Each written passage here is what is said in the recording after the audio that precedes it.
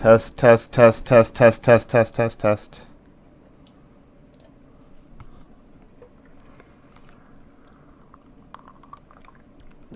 All right, good evening. I'm back for another night. Like I said, this should be, we're getting into peak streaming season here for me. So anyway, today we're going to be doing a little thing on some visits I did in 2007 to West Baltimore and Bowie, or Bowie I might say, but I forget which one's the right one for the Baltimore area people. There's not a huge theme here. One of them is at the south side of south end of the Baltimore Terminal area. Where is this? There you go. The map. West Baltimore is right there on the original B&O mainline route. Bowie is down here on the Amtrak's NEC, where the Pope's Creek Secondary that goes and serves a number of, or used to serve a number of power plants in southern Maryland. So that's home for a fairly notable interlocking tower museum. So basically just visiting those two places and taking some photos back before back before at least the B&O one was hit by a re-signaling storm. So we'll begin here in just a second. Hopefully we can get, might be a long set tonight, but hopefully I can get through these. It's not a lot. It shouldn't be too hard to get all the names and places. So a quick look on the terrain. The original Baltimore Yard area was sort of here. That's where the museum is. The B&O folks, the original B&O Railroad came out, crossed the Gwens Falls on a little arch bridge that's still there, the Carrollton Viaduct. At this point, they sort of had to cut overland. You can see the size of the rock cut there. I'm not sure if this is or isn't the original right-of-way, but I believe it is. Their goal at the B&O is to try to make a beeline for the Patapsco River. And once they got in the Patapsco River Valley, they could just follow that out of town. And again, the original point of the B&O was to give Baltimore an inland connection, because it had no river. It had a bay, but no way for boats or barges or canals to get their butts inland. Unlike Philadelphia or New York or even D.C., which had canal service. So that's why you had the first railroad appearing here. In general, have you seen in previous things, this is the Halethorpe area. That is typically where the Baltimore Terminal subdivision starts, between here in the old main line and the Capitol Sub. You can see there's the Thomas Viaduct at Relay. There's the new St. Denis interlocking. There's the old Halethorpe interlocking. We're going to be going back in time to when Halethorpe interlocking was still in service, but St. Denis was being built. So the division point is at Halethorpe. But so West Baltimore is right in that corridor. A lot of work has gone in there recently as a capacity, as one of the major capacity expansion points where the work has been done. Other things from the overhead, just to give you guys a little heads up. West Baltimore is the junction between the branch that goes to Camden Yards, through the Howard Street Tunnel to the Baltimore Beltline, and eventually up towards Philadelphia. But that came a little bit later than the original main line. As you can see here, one of the original yard, the Mount Clair Yard up to the Mount Clair Shops. These are all sort of secondary importance now. The tracks are still there, but as you can see, there's almost nothing really used. Last time that had anything really in it, that's where the circus, the RBBX circus train used to hang out. Another defunct yard in the area was this Mount Wyans Yard. I'm sure I'm pronouncing that, W-I-N-A-N-S. Amtrak is interlocking, the same name. Again, here it's outlined, but if you zoom in, most of the tracks have been removed. CSX has been engaged in a fairly significant yard consolidation effort in the Baltimore area. These are the types of things you would see back in the day. Like look, for example, there's an old connection to the Western Maryland. This is sort of the old way that yards used to work. A lot of small yards that built up over time. A lot of having to do transfers. Today, CSX has really been working to move all of its operations to Curtis Bay. You can again see there's a coal export terminal. You can see the you can see how much is going on there, and to a lesser extent, I'm not sure how much they do out of Locust Point. They still seem to have some stuff in Locust Point there.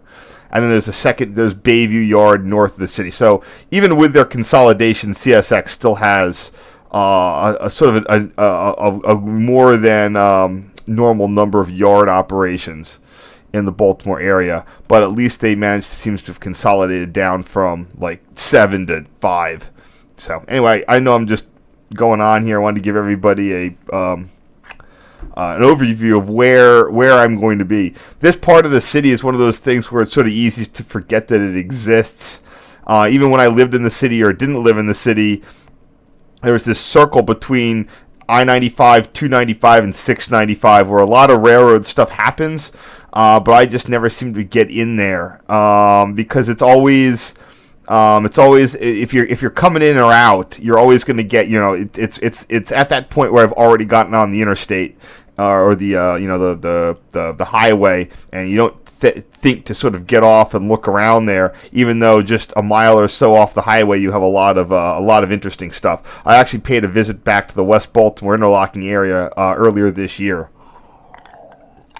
and I saw something else that I want to see in the Zeps Bridge area that I definitely gonna have to schedule a trip for.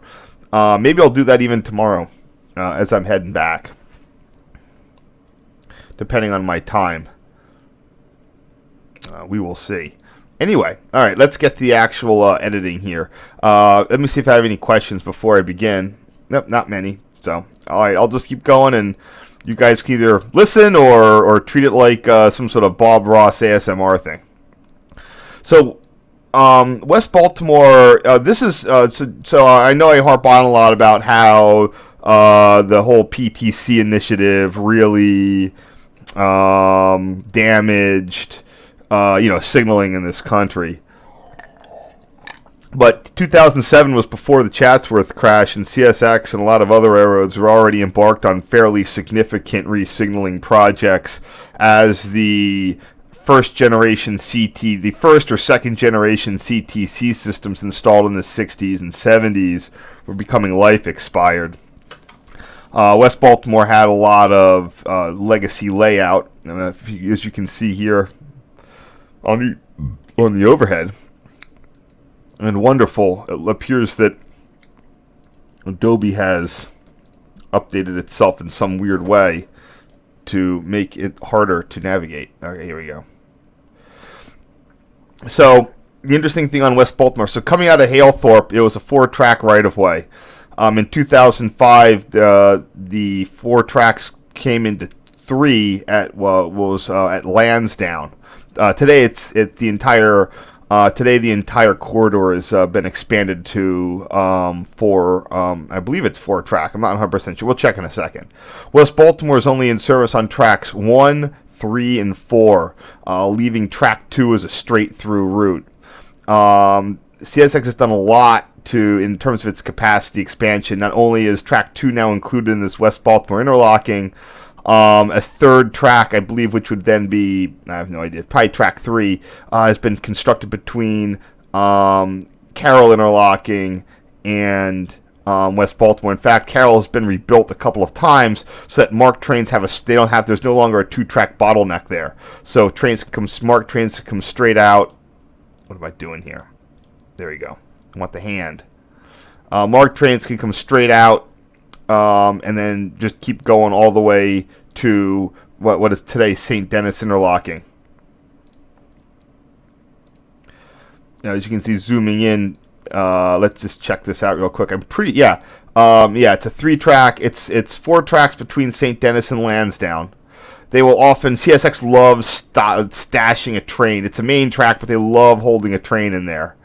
Lansdowne has a number of crossovers, and then basically about one block later, you have West Baltimore, which again has another bunch of parallel moves. These are all to allow MARC trains to duck and weave their way in and out of the terminal area. And then there's that new main track that went in the 2007 period.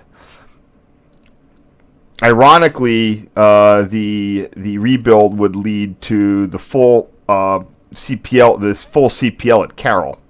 But we'll get into that a little bit later. Again, I'm just trying. Again, sorry to, do whatever here. I'm just trying to give a little context of what's going on. How much the state had to pay for these upgrades for MARC service, I don't know. But maybe it was CSX. Maybe there was some state funding. So anyway, this just shows the original one. It would split. 2 tracks would go to Camden Yards, Howard Street Tunnel for through trains. 2 tracks would then go up towards either the Mount Clair Yard or to go over the Zeps Bridge Y to go down to the Curtis Bay Yard, which is again currently the primary yard in the Baltimore area.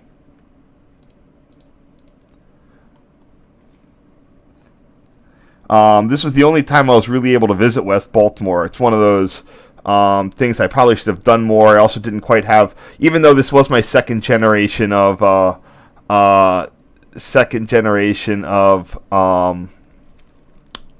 do you call that?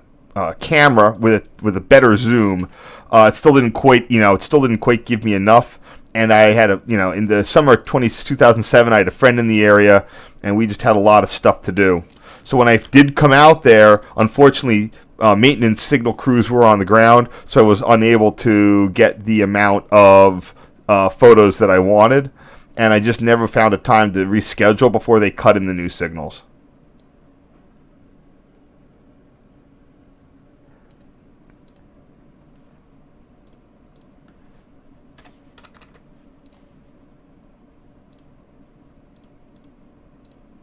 So this is the reason this is a cantilever is this is in the time of the right hand rule. So this cantilever is a CPL is governing track 3 there, and like I said, because Zeps everything down to Curtis Bay is signaled, you would be able to get straight routes here, at least an approach up to what is the next interlocking Curtis Bay Junction. Mount Clair Yard, of course, was unsignaled, but the Curtis Bay branch was.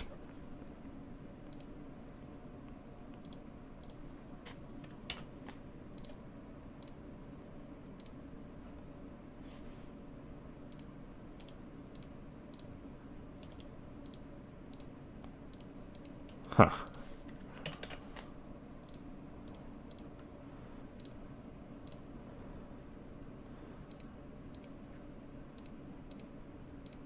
We'll see how far I can get today. So we have got some, MOW guys here, or actually these would be signal guys, doing a lot of trenching work.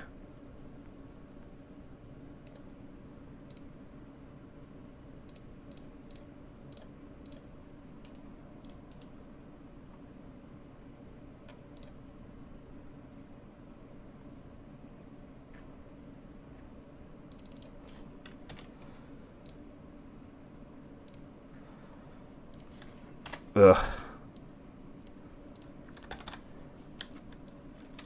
Sorry, 1 second.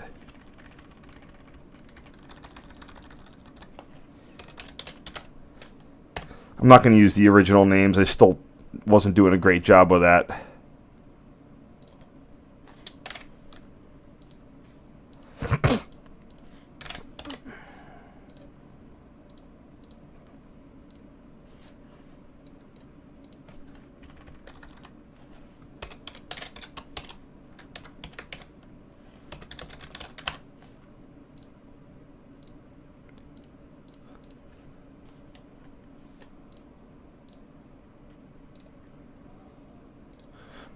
And just the top. So as you can, as I was warning everybody, my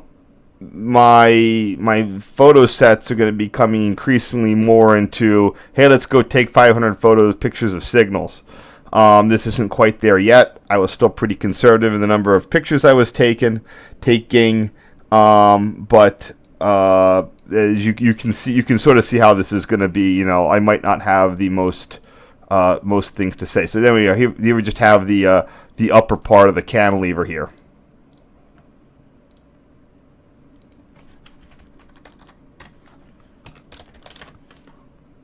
It's one of the reasons I'm hoping to be able to do more today than I normally do, without going too far over.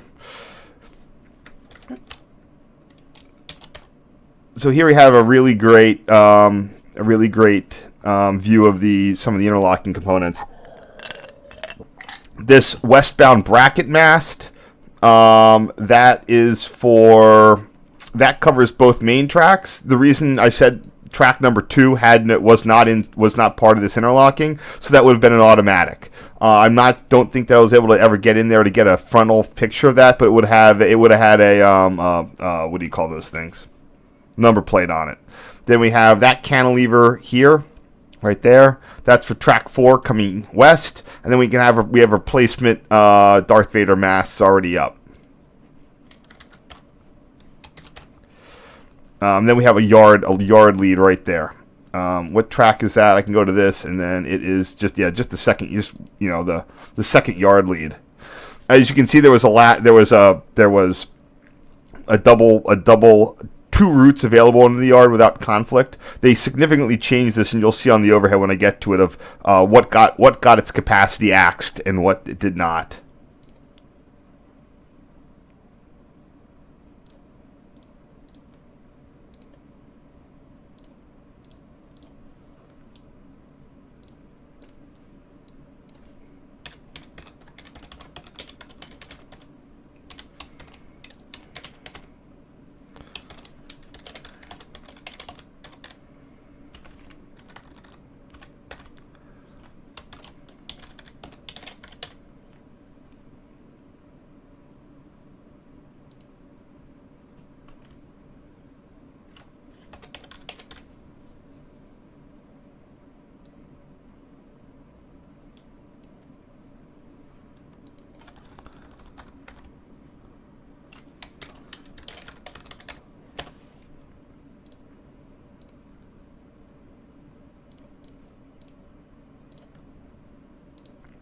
And here's an overview of West Baltimore. So here we have, you can see you had either, your signaled route up to the Zeps. There's the ramp up to Zeps Bridge. We got we got a New York City trash train and a manifest freight on tracks 1 and 2. Again, you can maybe see why there was a little bit of congestion in this area. When I say congestion, so everything. Stuff going through was going to have to wait to go over the single track Baltimore belt line. So a lot of times you'd have, if there was a lot of movements, you can't really stack those up. There wasn't a lot of place to stick those on the belt line or downtown with a lot of, there were crossings and other stuff. So this is where trains would end up holding. I think that's one of the issues they would have with Mark, where they wanted to put that third track in, is if they have a whole bunch of trains stacked up waiting to try to navigate the Baltimore belt line, get up to Bayview or down to the northern, the industrial stuff on the north side of town. Now they have places they can stash those trains and have the Mark still get through. And this is most of the interlocking. There's one, the eastbound signal is behind me. I'm on a road bridge, right there. This road bridge right here, and the eastbound signal is right there, and then I'm looking over into this.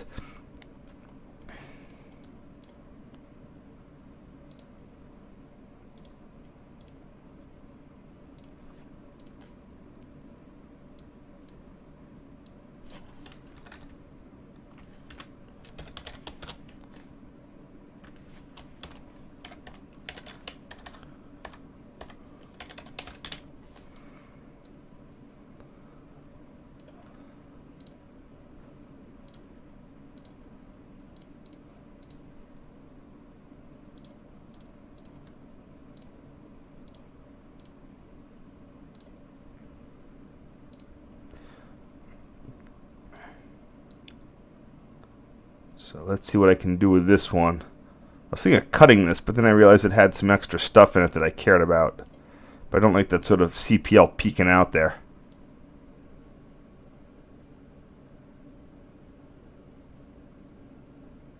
There you go.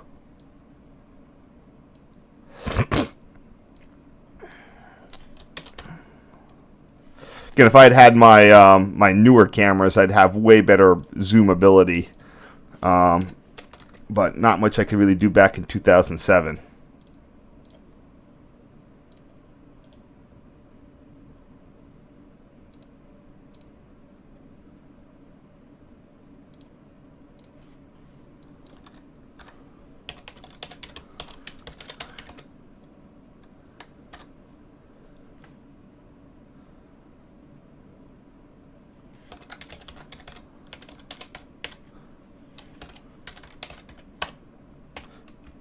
Oh, and there's the relay hut, too.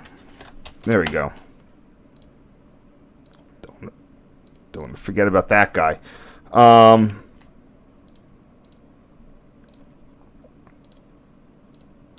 So both of those signals will then have approach medium for either stuff at Lansdowne, the short signal block to Lansdowne, and those dwarfs, I'm sure, would just give trains medium clear. It's sort of odd when you would have the CPLs would do this, where some of the dwarfs would sometimes omit things, like, you know, what happened? Like, they should have like medium approach medium, but if they didn't, what would you get? Would you get a medium clear? Would you get medium approach? Would you get slow approach slow? I don't know the progressions. Would you get medium approach? No idea. Would the CS, because the track speed in this area is so slow, would it matter? You know, whatever you're on, got me. Yeah, if you came out on number 3 track, I guess those yard leads, you know, they can give a medium clear on 3 track, and that's only 20 miles an hour, so, you know, it doesn't matter if he gets approach medium or not. I think so the approach medium would likely be for, yeah, there was an intermediate signal location right here. Even at the Lansdowne area, there was a signal there. So most of those approach mediums you see are for either diverging or just a short block to Halethorpe.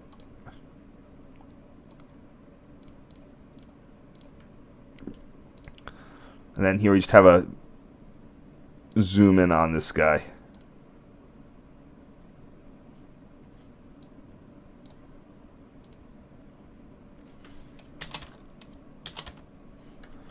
Brighten that up.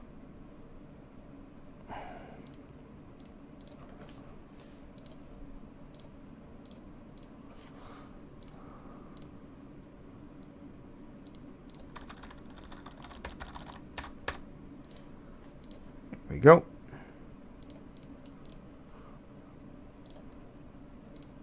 And here we have the replacement.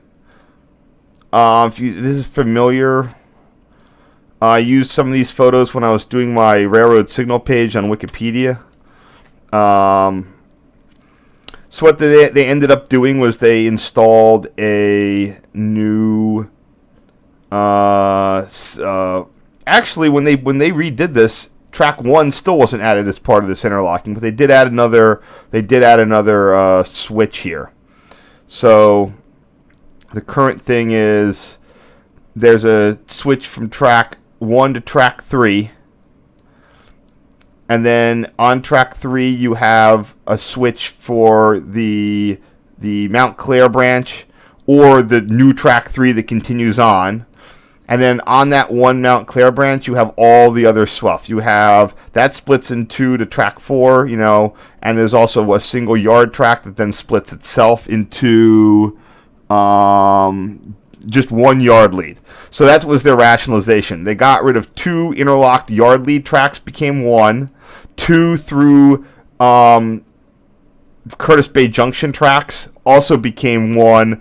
And then the 3rd track, what was in theory a yard lead, turned into a 3rd main track going downtown.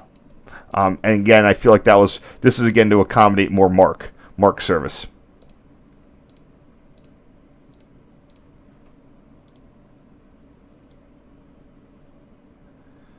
See if I can see where that photo is. There it is. Nope, I'm just going to rename all this stuff.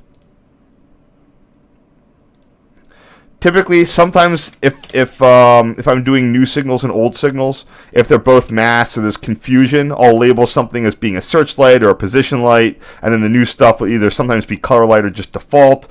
In this case, there was no signal bridge, I don't have to differentiate between what was and what is.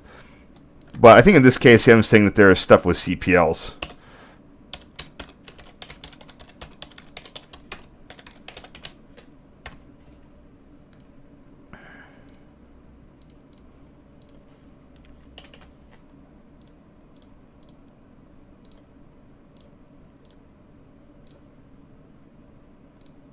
And here we have the eastbound CPL bracket mast.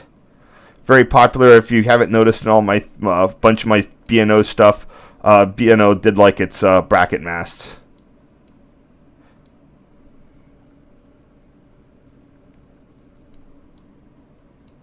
In this case, track 2 is simply track 2 is an automatic with straight routes and approach medium. The track 1 has a medium speed route for movements into up to Curtis Bay Junction via track 4, and it also would have some sort of restricting indication into the yard. So you can see this circle. The automatic one is missing its restricting slash, and the near one on track 1 it has its restricting. In theory, you could always give trains a stop and proceed into a yard, but a lot of them, Amtrak, Union Pacific, stuff like that, they will often like using the lunar for the yard moves. It gives trains, it lets the crews know that they're lined up right, as opposed to just having to, stop and proceed behind a train ahead of them.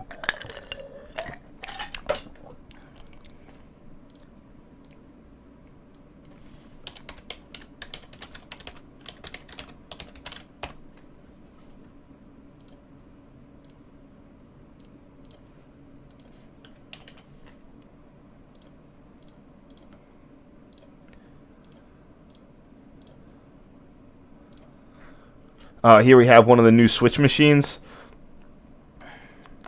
CSX, unlike NS, CSX has generally been switching over, at least in this area, from when it installs new, it gets USNS model M3 type machines. Sometimes they're going to be off-brand. This one looks like it's name brand. Yeah, it's name brand. NS will use either, but they'll tend to keep it like if a railroad had signaled in GRS Model 5s, they'll keep just buying Model 5s, probably because that's what's in the parts store at the CNS depot. But CSX has been switching to Model 3s. Let's see what I called this back in the day. I might want to use this one, but I'm not sure if I even have it. There it is. Eh.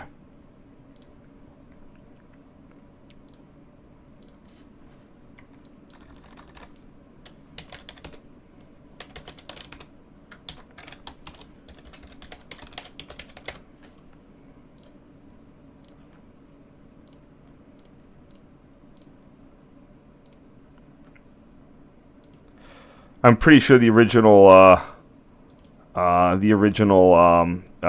this would have been Model 5s. B&O was pretty strong on GRS electric point machines. Although they would use, they would buy equally from USNS. So the question is do I narrow this down or do I widen it out a little bit to catch what they're doing for the right of way?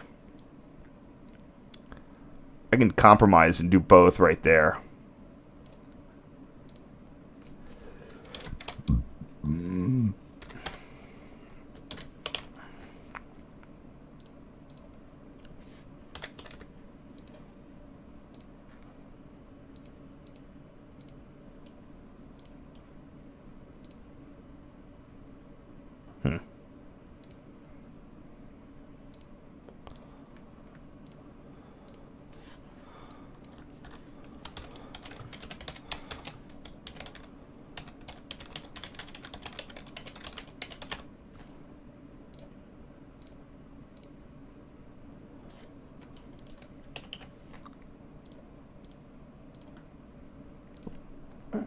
I also forgot, I need to make sure that I mark things that are new as new. that's just but another of my conventions. If something is in place but not in service, I mark it with new. If something's in place but out of service, I'll prefix it in the file name with old. It's not rocket science, but it allows me to do searches of when, let's say, with stuff is in service versus out of service. All right, yeah, no point in cropping this. Yeah, I can't believe I only came down here once. I mean, by 2007, I was, I didn't have a car until 2006.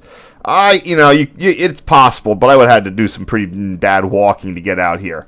And really, I didn't do much. I had a new job, doing whatever, so I didn't get out a lot, and I had this one opportunity to come down here. I really should have come more. In fact, I didn't come back to this location for another 15 years. So there you go. Once the signals were gone, I sort of lost interest. It's just not in my general vicinity, but I went back and got photos this year.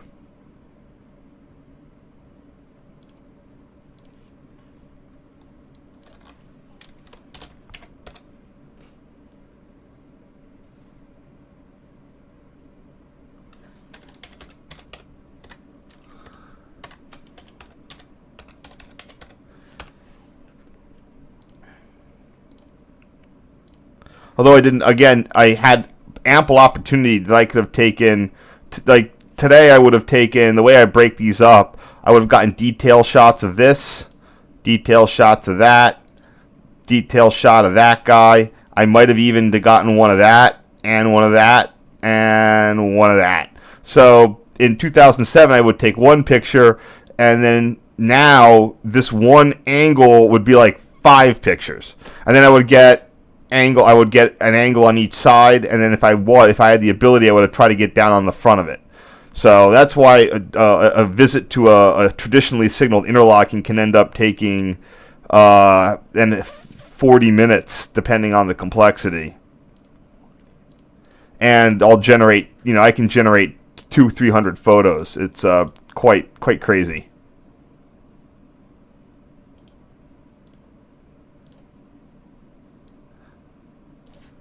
Unfortunately, that was just our first set.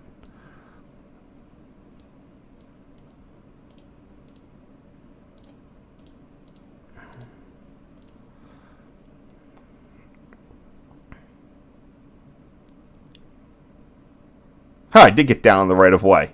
Oh, because they couldn't see me because of the trains.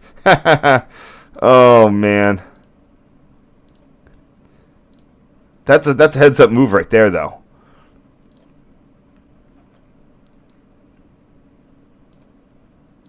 So it's interesting here.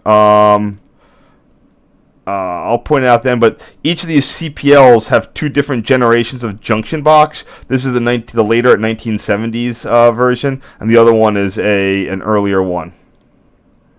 I mean, I'm not sure if there was one before it, but those are the old and new. There's a couple others, but that's the new style.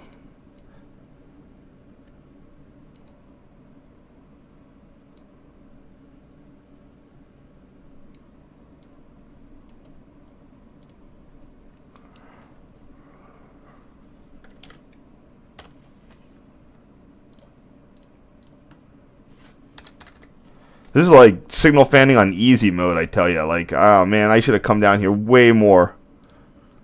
So, this should be an auto.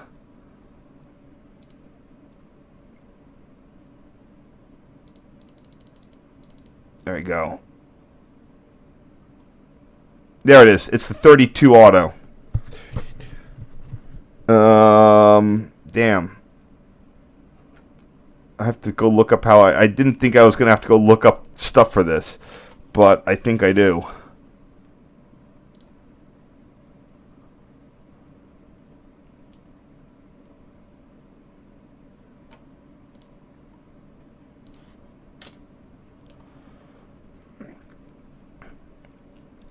There are very few automatic signals in the Baltimore Terminal Subdivision.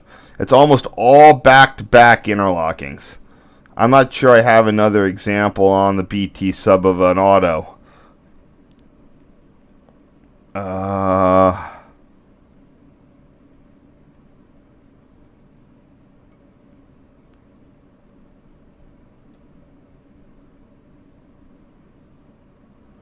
Wow.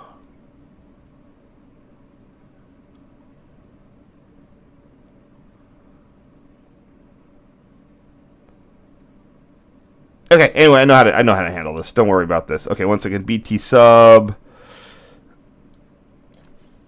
032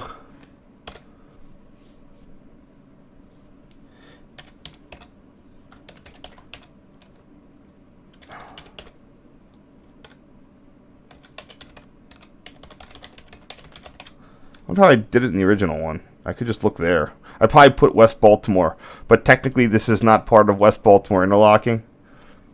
So to be the best kind of correct, I should probably get it right.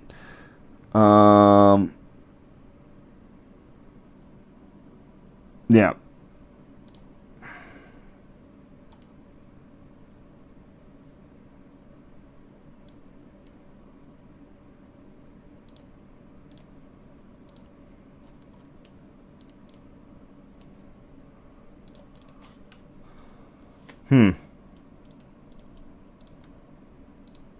I'll allow it.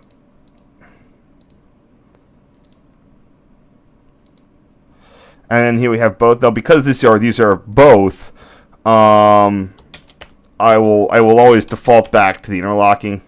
I much prefer an interlocking reference than a vague automatic signal reference.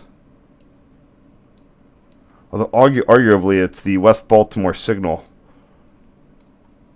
See, they used to. Yeah, she will.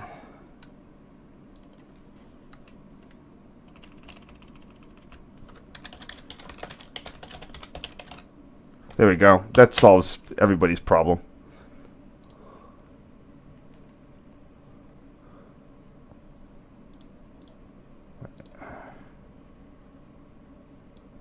First thing is crop this. All right, and so here we can see the two types of junction boxes. The older one, larger, cast iron. It's got these reinforcing ribs, quite large. The newer one, I think it's aluminum. There are ones that are definitely aluminum, sleek, way smaller. I think that was done sometime up in the 70s. And then note all the little CPL cups there. Lots of parts and pieces. It's still a shame they don't use these, or that these didn't get standardized some point.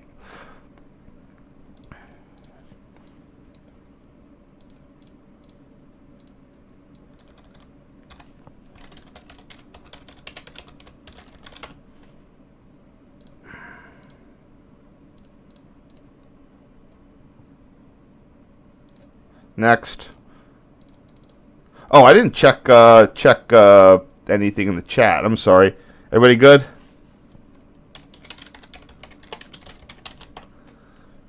All right. Here we have the orbitals for both. I'm probably just gonna crop off this tree crap there.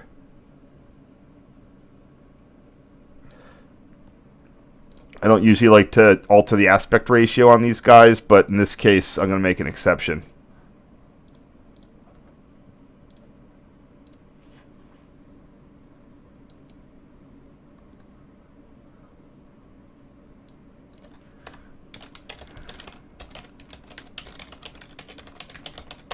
I'm still happy with the fact that I've been. I feel like I've popularized the use of the term orbital. It really is the best way to describe what these are.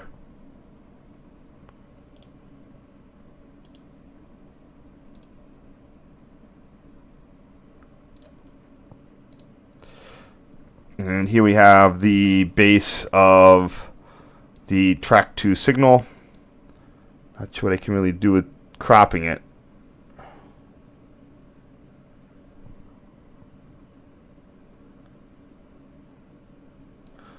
Yeah, I should leave that alone. What's interesting is, what is that? Wood? Oh, those are like, it's like a phone book. Someone tossed a phone book on that. Interesting. I'm also getting a photo of that lower orbital there. That's probably also what I was trying to get.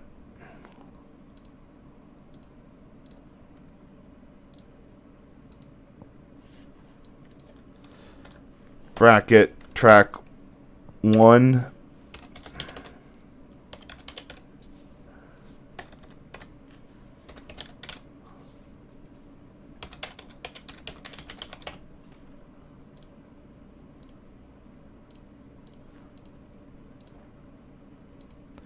And then we have the new signal bridge. This is the one that I put in the I was on Wikipedia for the longest time as the example of the Darth Vader mast.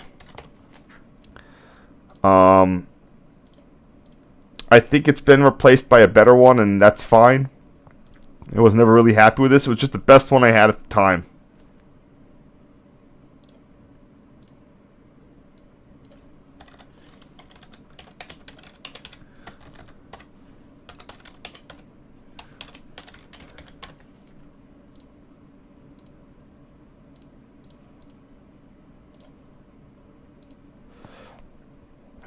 Here we are looking down. What did I...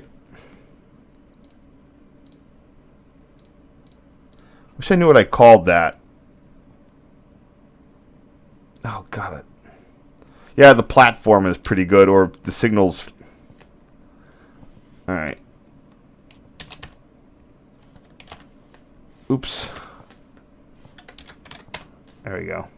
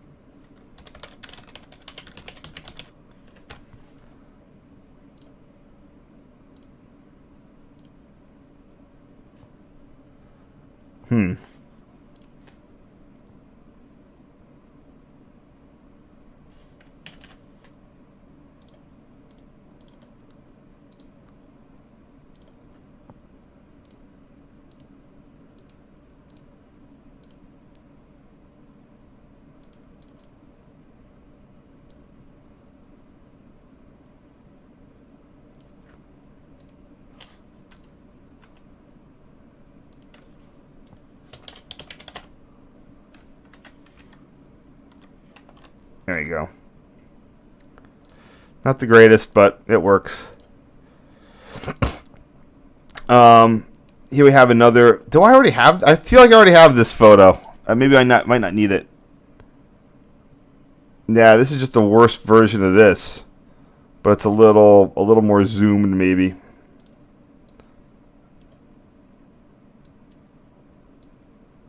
The guys are getting the digger in there to do something.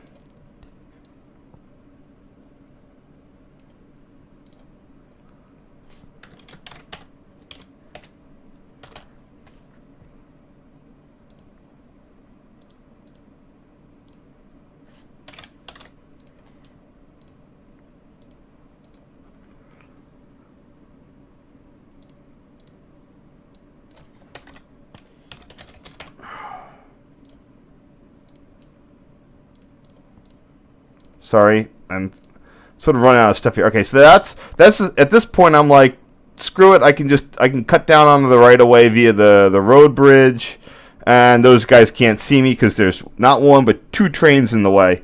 And that was absolutely the smart. That was a good heads up play for me right there, as opposed to just sort of letting it go.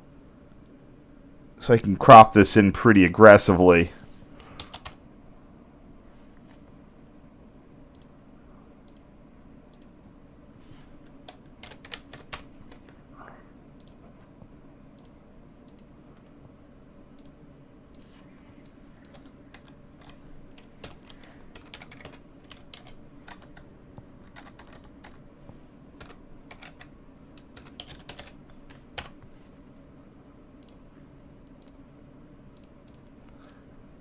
That worked pretty well.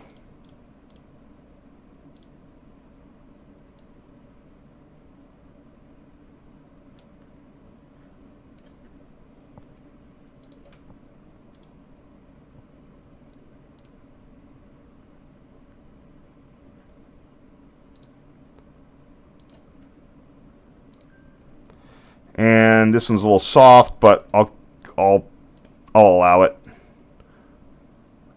It's definitely one I kept back in the day, but I'm going to do a little bit more of an aggressive crop. Oops.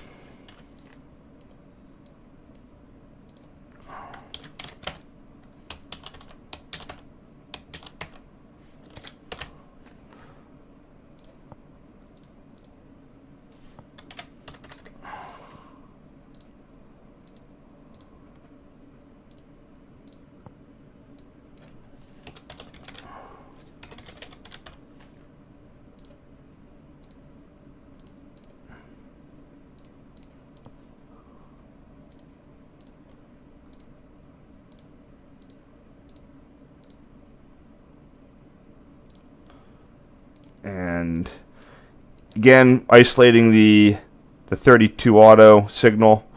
I'll just refer to this by its automatic signal name. I don't know of another automatic signal on the Baltimore Terminal Sub. While I do this, let's see if I can think of any. So,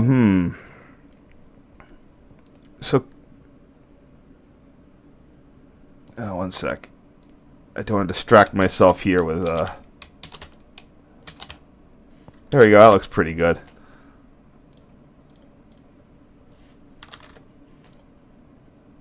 I'm glad that with my second gen camera, I have a lot more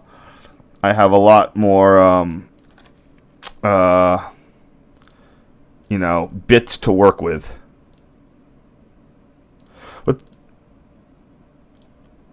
This would have been a weekend, by the way, so marked train service would not have been an issue. If you note the distant Ds, that's for the delay and block rule, marking these as distant signals, where the delay and block rule would be in effect. I never really saw that used. In theory, that was part of the CFR, but I don't remember seeing those like in Chicago. Maybe that was. Maybe that wasn't. Maybe they just needed the DIB notification. And not the Ds. Those are still there even with the PTC. I can't believe. I'm not sure if the DIB rule is still in effect for PTC applications. That's one of the ones. It was specifically not for cab signaled. So I mean, with PTC, they should probably get rid of that, but they probably didn't. Like normal, like typical. All right, so here's one last little bit. We have an intermission. So I have West Baltimore photos, and I have some more, and I have this one photo in between. This is taken on the Sparrows Point branch. There was is a drawbridge, and I think that one of the ends still is a CPL, but at a point, this had a semaphore. It was the last semaphore in the Baltimore area. It wasn't a fixed distance. It actually worked, but unfortunately, I missed it by some amount of time, a year or two. By the time I got to it, it was gone, unfortunately.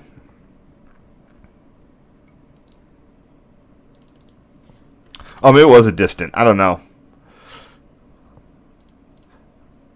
It might have been a fixed distant.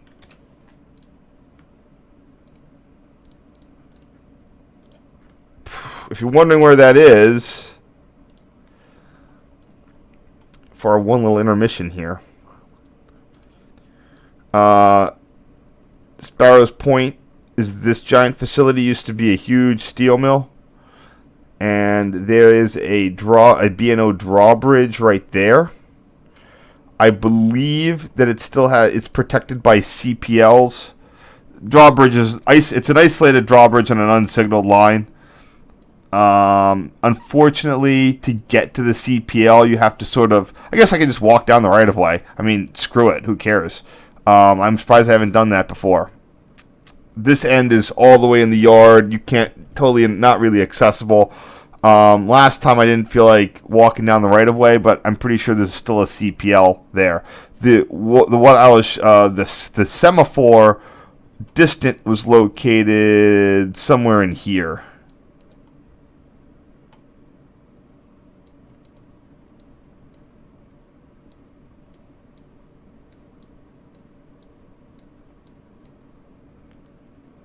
Let's see.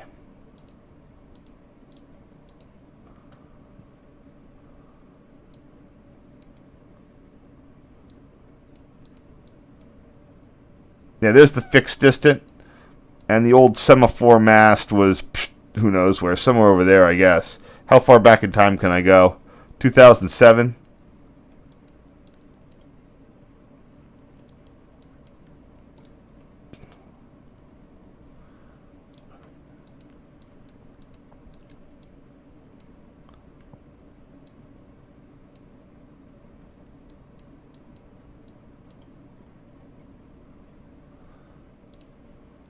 I have no idea where I was when I got that photo. There it is. Wait.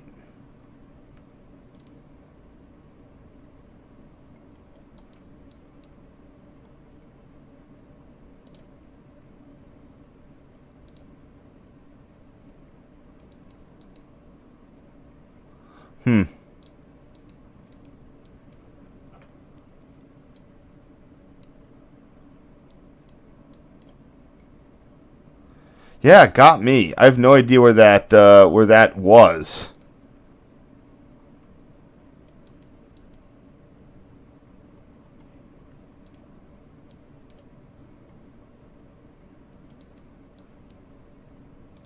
That semaphore mast.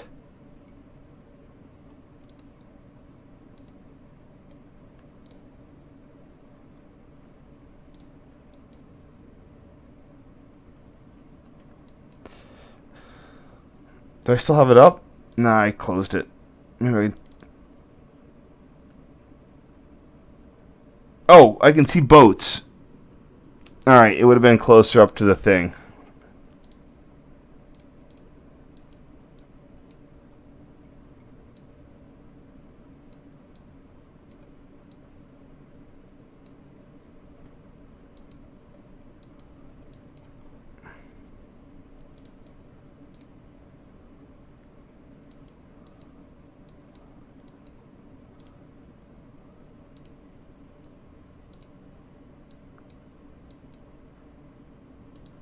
Yeah, it got me. I guess you can drive all the way to the boat launch. Oh, there you go. Yep, there's the CPL. Right there. So I should definitely go out there at some point. Alright, sorry about that. Alright, next.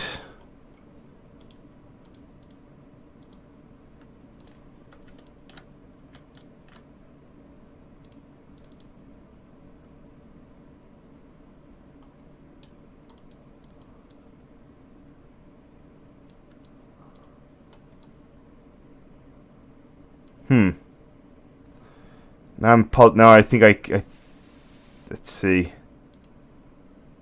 There's a tree. Upon further consideration, I think it was right there. Yeah, there's a tree. There's housing. I bet it was right here.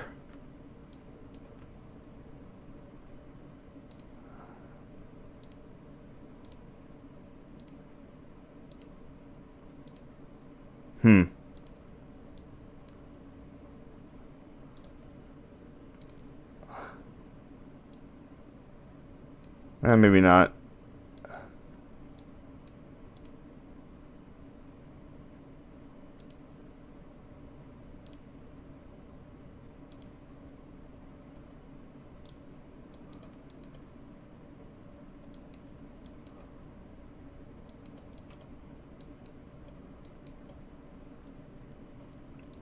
Oh. There's a boat. Maybe it was right there.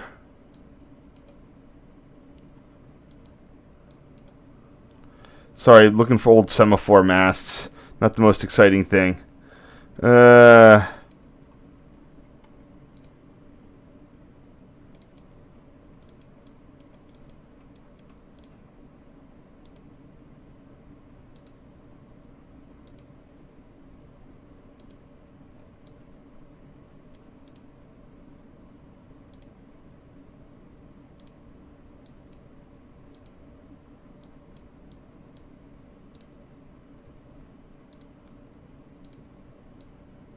There it is.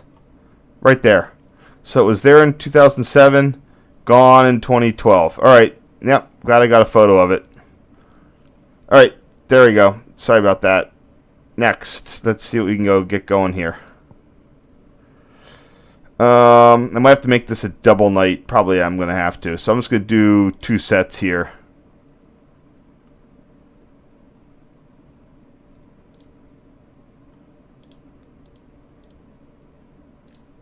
Oops.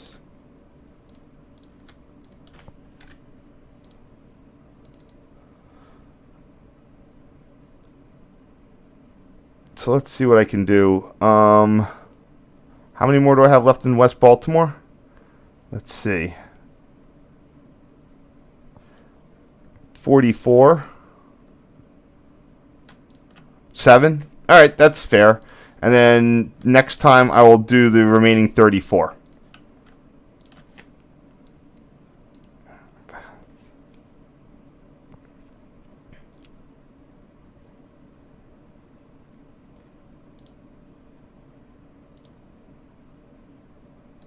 So this was taken some number of days later because I wanted to come back and get more photos, but again, the place was littered with guys on trucks. First off, this is going to be sort of a duplicate photo, but I checked it and I'm like, I'm going to just limit myself to this this bit here.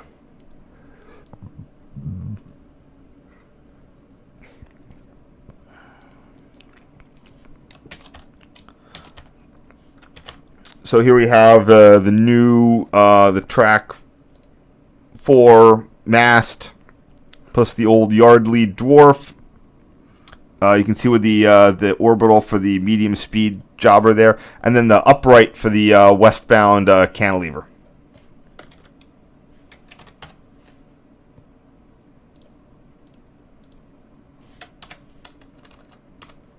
Huh. Wow, I don't have to resize this.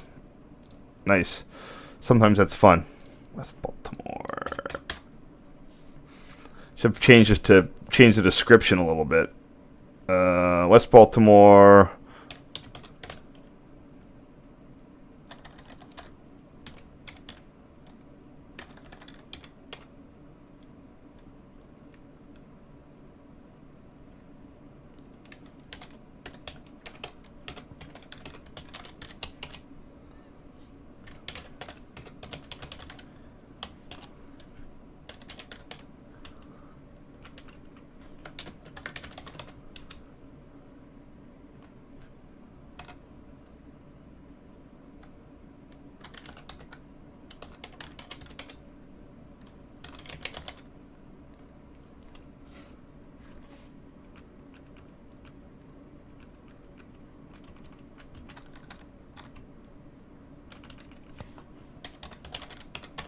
It's a long file name.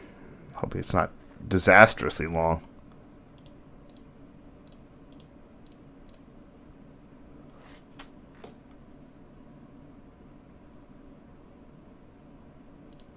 Good enough. Next. Alright, yeah, again, there are people around, so I was kind of being super timid. Really shouldn't have been, but I don't know why.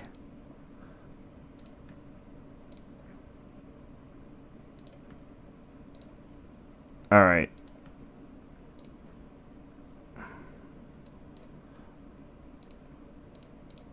I really wish I had better zoom then.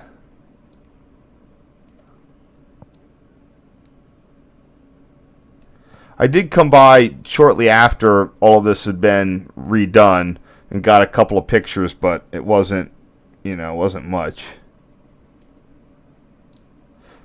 Definitely wish I had had more wherewithal in 2006 to come out here. It was just sort of something low on my plate. I think I just didn't even know where this place was. I'd seen it on the old main line guide to the stuff, but it just didn't register with me.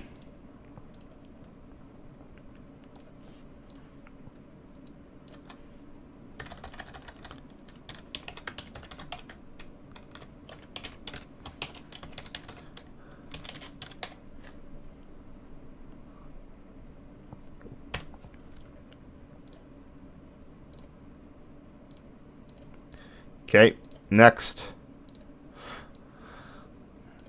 We have the base of the new mast with the yard dwarf. Again, the yard tracks were substantially cut back. There's only now 1 yard lead, and it goes into a bunch of hand throws.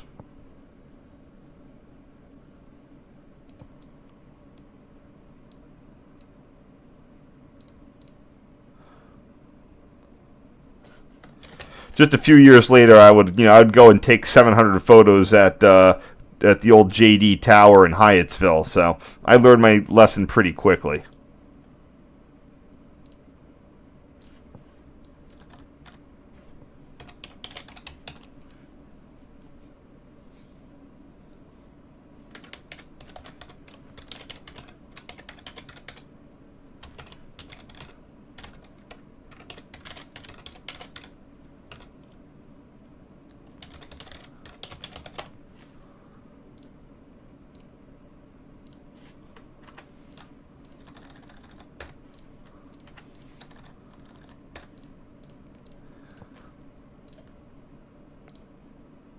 And here we have the cantilever plus the track 3, the new track 3 signal. Oh, that's interesting. Oh, wow. Look at that. Damn it. The opposite direction automatic had a grade marker on it. Man, you never see those. I'm also pretty shocked. Like, I don't know where the upgrade is on that.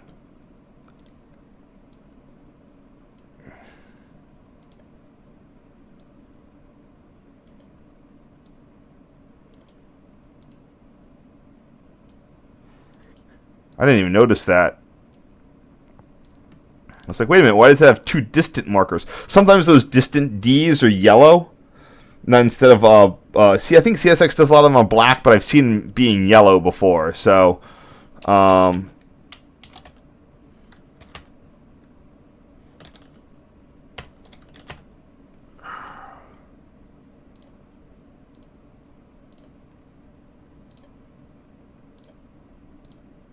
this is a really neat interlocking here. A lot of these old ones, B&O ones, are neat.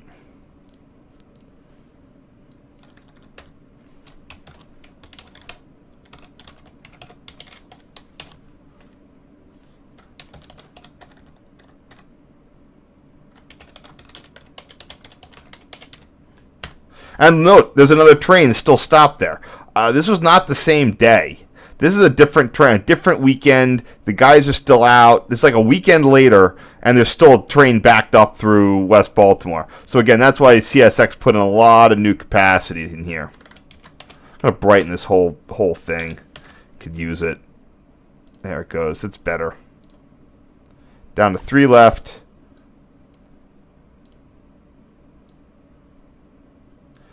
Yeah, man, 2 brackets, 2 cantilevers, dwarf signals. This whole thing was, real lost opportunity.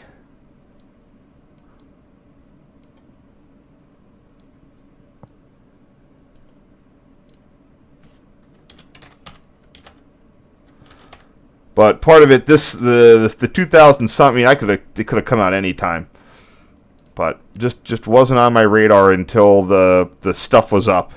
And the process was going.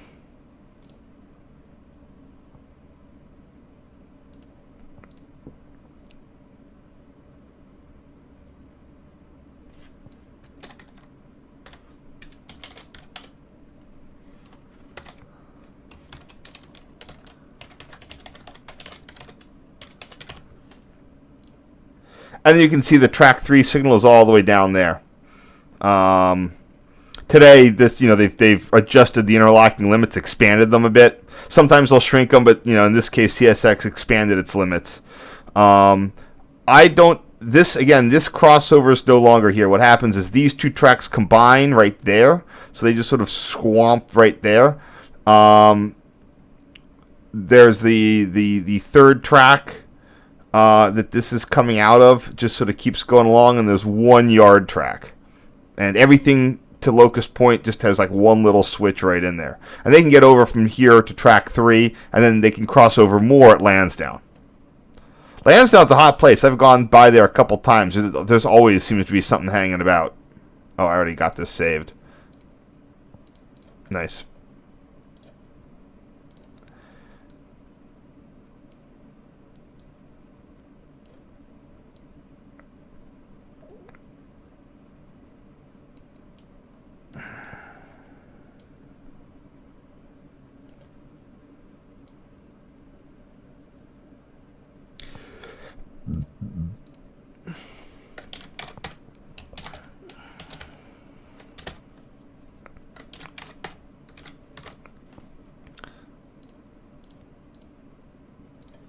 And then here's one of the cantilever and the other signal, the track 4.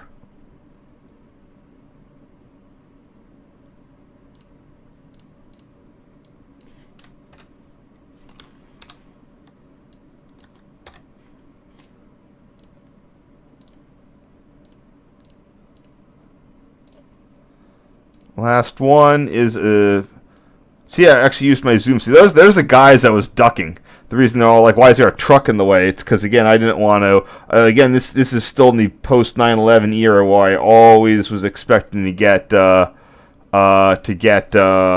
know, yelled at. Today I've gone back. Not when I'm running all over the place there. But, yeah, so right here you can see track 4... yeah, so hold on, let me check this. Track 4 is the middle. So track 3, track 4. Wait, what? This is track 3. Oh, have I been doing this wrong? No, I've been getting it right. Okay. Wait. Yeah, I've been getting it right. So this track 3 bends around and goes out that way. There's one switch. He comes in there. There's a switch right there. That switch is gone. Or sorry, that's the yard lead now. And then this splits and it splits again. So there is a single track bottleneck, but there's less of a bottleneck to go downtown. If that makes sense.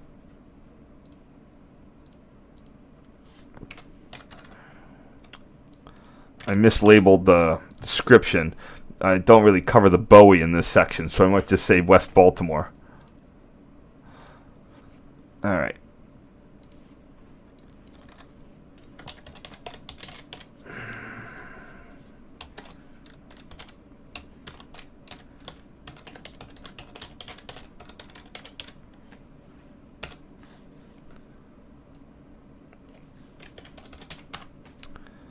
And that'll be it for today. Ooh. Little too much of the stuff in there.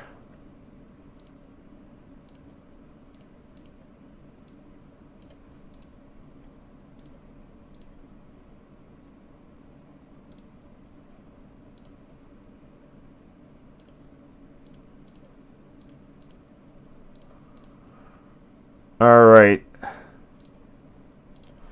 That'll be it for today. Thank you for coming in, for all the people who stuck with me. I'll go update the description. Next time we're gonna be doing Bowie, the preserved Bowie Tower, and a little bit of the Amtrak interlocking, and the the approach signal on the Pope's Creek, which is still there today, as far as I'm aware. I visited about a year or two ago, and it seems to still be there. I might as well check in real quick. Where is that? There it is. It's right outside of town. We'll revisit this the next day, but let's just zip in. Looks like it's still there. Uh-oh, wait. There it is. Oh, shoot, light burned out. This is October last year. Anyway, that's it for now. Let's see if I have any questions. No questions? Oh, you guys are quiet today. Well, anyway, thank you so much for watching. I'll be back next time. Ugh.